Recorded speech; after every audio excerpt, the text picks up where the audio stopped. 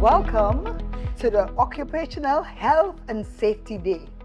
The theme, the impacts of climate change on occupational safety and health. World Day of Safety is observed every year on the 20th of April.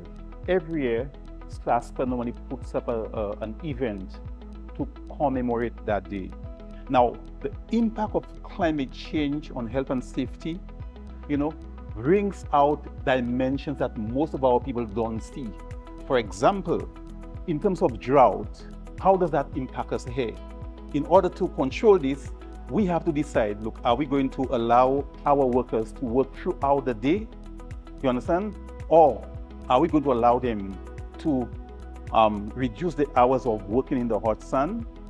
Or perhaps what we want to allow them to do during that hot spell, probably we can have them to work during the nighttime period. I brought you outside to see the bonnet of the vehicle. What is happening there is the amount of dust in the atmosphere coming from the Sahara Desert.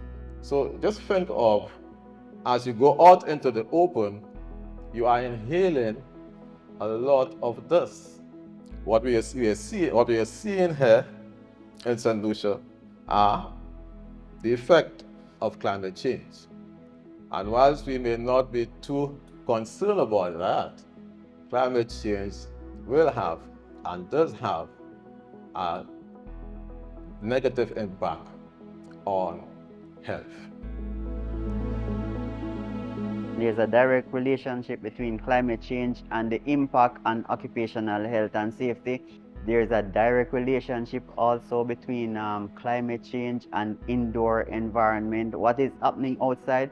If there is extra moisture outside, then there will be extra mold, and that will impact what is happening in the indoor space as well, and so on. So how we actually measure and look at what is happening in terms of climate change and the rise in temperature, flooding and moisture and so on, and how it impacts the space is quite important. Safety is something that is extremely important to us, and obviously climate change has sort of thrown a curveball at us, so we now have to go back and sit and analyze and identify ways we can mitigate against climate change, because it doesn't seem we could stop it altogether. So our thrust is to be able to look at and identify the gaps and to fill them and to ensure that we do them in a manner that would raise safety awareness first of all, because we want to make it personalized safety, allow employees to know that you should put yourself first where safety is concerned,